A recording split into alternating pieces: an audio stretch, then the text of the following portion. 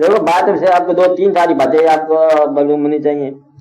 ایک تو تمہارا یہ ہے کہ جو زندگی تمہارے ہاں اللہ نے تمہیں عطا کی ہے اس کو اپنے موجود زمانے میں خوشگوار گزارنا. کیا کرنا ہے؟ موجود زمانے میں خوشگوار گزارنا. یہ زندگی ان جنرل ہے. پھر ایک زندگی آپ کی پرسنل ہے. آپ اپنے گھر میں اپنے موجود حالات کے مطابق مخصوص حالات کے مطابق زندگی جو ہے خوبصورت گزارنی ہے. دو کام. پھر جو آپ کا عقیدہ ہے اس عقید میں رہتے ہوئے عمل کرتے ہوئے اندیشے سے بچ کے گزارنا ہے اپنے آپ کہ عقیدہ بھی محفوظ ہو اور زندگی بھی غیر محفوظ نہ ہو. اتنی سی بات ہے کہ باقی سارا فیل جائے گا, یہاں ختم ہو جائے گا. کہ زمانے کے ساتھ تم نے کیسے ڈیل کرنا ہے اور اپنے آپ کے ساتھ کیسے ڈیل کرنا ہے اور خدا کے ساتھ کیسے ڈیل کرنا ہے. زمانے کے ساتھ ڈیل کرو. برے زمانے کے ساتھ بہتر یہ ہے کہ برائی نہ کرو. لوگوں کی برائی سے ناراض نہ ہو. کہ اگر لوگ برے ہیں تو پھر تو تمہیں اور خوش ہونا چاہیے کس بات میں کہ تم برے نہیں ہو. اور اگر تم بھی برے ہو لوگ بھی برے پھر بھی خوش ہونا چاہیے کہ چلو مقابلے کے بندہ مل گیا کہ ہم بھی برے ہیں تم بھی برے, تھوڑا سا مقابلہ ہو جائے. مطلب یہ ہے کہ زمانے کے ساتھ ناراض ہونے والا کہتے یہ ہیں کہ پھر اللہ پر ناراض ہو گیا. یہ زمانہ جس نے بنایا ایسے ہی بنایا ہے. مقصد یہ ہے کہ اگر آپ سڑکوں کے اوپر ناراض ہو جاؤ تو تمہاری آپ کی ڈرائیونگ مشکل ہوگی. جیسی سڑکیں ہیں ویسے ہی ہے, اس پر راستہ طے کرو جیسے ہے. آپ بات سمجھ رہے, جو کچھ ہے اس میں وقت نکالو. زمانے کے ساتھ ڈیل کرو زمانے کے مزاج کے مطابق. زمانہ جیسے آپ کو ساتھ نظر آ رہا ہے اس میں سے راستہ لینا یہ صاحب ادراک کا کام ہے. زمانہ جو ہے یہ رکاوٹ ڈالے گا. اس طرح کہتے ہیں راستہ لو جس طرح دریا جو ہے وہ راستہ لے لیتا ہے. اور دریا دبل کے بعد کا ضرور سے زیادہ بھی راستہ لے لیتا ہے. بولے آپ چلے ہیں تو دریا راستہ لے گا. وہ چھپ نہیں سکتا, غائب نہیں ہو سکتا, واپس نہیں جا سکتا, راستہ لے کے نکلے گا. تو میں زمانے سے راستہ لو, ضرور راستہ لو. باقی اپنا گھر کے اندر جو ہے تمہاری ڈسٹربنس ہو اس کو اپنے طے کرنا ہے. دو صورتیں ہیں, اسے سکون کے ساتھ طے کر لو, نہیں طے ہوتا تو بدل دو.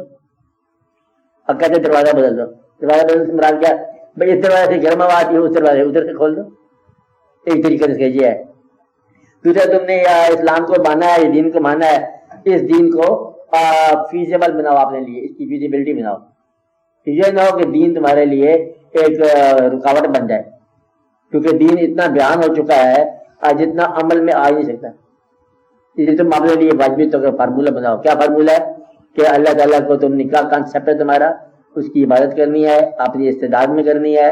اور آسان راستہ ہم نے آپ کو بتایا تھا کہ اللہ کے حبیب صلی اللہ علیہ وسلم کے ذریعے اللہ کو اپروچ کر لو. یہ اللہ جو ہے نا اصل میں, کیونکہ وجہ پتہ کیا ہے, وجہ یہ ہے کہ اللہ بیان ہوا ہے, نظر نہیں آیا. اب بیان کرنے والوں نے تو بیان کر دیا, سننے والے جس طرح سمجھتے ہیں بیچاروں کو سمجھ آتی کبھی نہیں آتی ہے, کیونکہ اس کے اندر عجیب و غریب بات بیان. ایک آدمی بیان کر دیا کہ اللہ تعالیٰ معاف کرنے والا ہے, سننے والے بہت خوش ہو گئے, معاف کرنے والا ہے. پھر ایک اس کا ایٹریبیوٹ اور آ گیا صفت, اللہ انتقام بھی لیتے, منتقم بھی, اللہ سزا بھی دیتے, اللہ جو ہے وہ رحمان بھی ہے اور خیر بھی جاتا, کار بھی ہے. اور یہ جو ساری صفات ہیں ان صفات سے ملاپ کے ذہن میں اللہ نہیں بن سکتا. آپ کو بات سمجھ, اس لیے آپ یہ سوچو کہ تم نے کیا مانا اس کو, ایک ہی بات مان لینا. اگر تم نے اس کا رحمان مانا ہے تو پھر رحمان کے آسرے پر وقت گزار لو. پھر وہ جو کہتے ہیں قہار ہے کہ نہیں ہے وہ پھر وہ جانے اور ان کی صفات جانے. آپ ساری صفات کے ماتحت وقت نہیں گزار سکتے. انڈرسٹینڈ کریں آپ بات کہ تم نے جو کچھ مانا ہے. مثلا تم اللہ کو رازق مانتے ہو, پھر کسی اور کیا کو رازق مانو, اور ورنہ تمہارے لیے یہ شرک کی کہانی ہے. اللہ کو رازق مانا, رازق ہے. جو کچھ اللہ کو مانتے ہو اس کے مطابق آپ چل پڑو.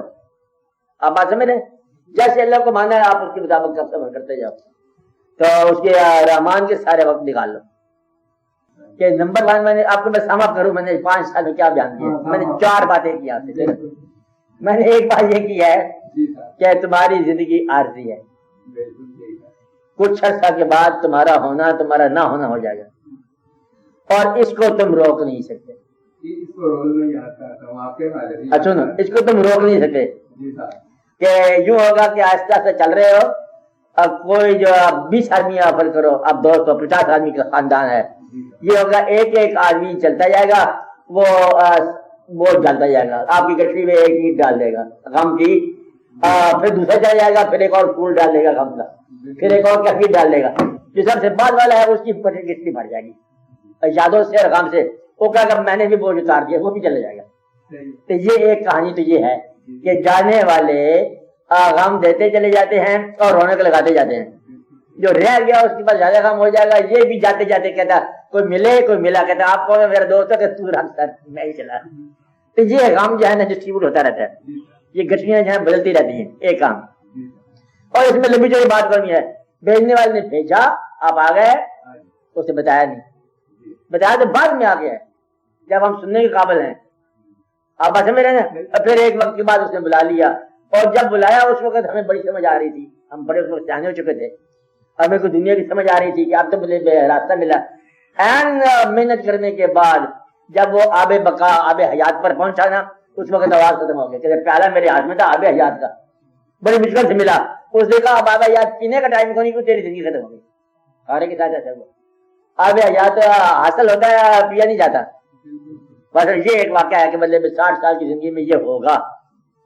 پہلے آپ ماں باپ کا غم برداشت کرو گے, پھر تم بعد میں سوچو گے یہ کہ اولاد کا غم برداشت کرو یا اولاد کو غم دے جاؤ, پھر اخیر فیصلہ کرو گے اولاد کو دے جاؤ غم, ہم جو برداشت کریں اولاد کا غم. کہتے ہیں جس طرح ماں باپ نے ہمارے ساتھ کیا ہم بھی اپنی اولاد کے ساتھ یہی کریں گے, وہ غم دے کے گئے ہم بھی دے کے جائیں گے. عام طور پر سب یہی فیصلہ کرتے ہیں.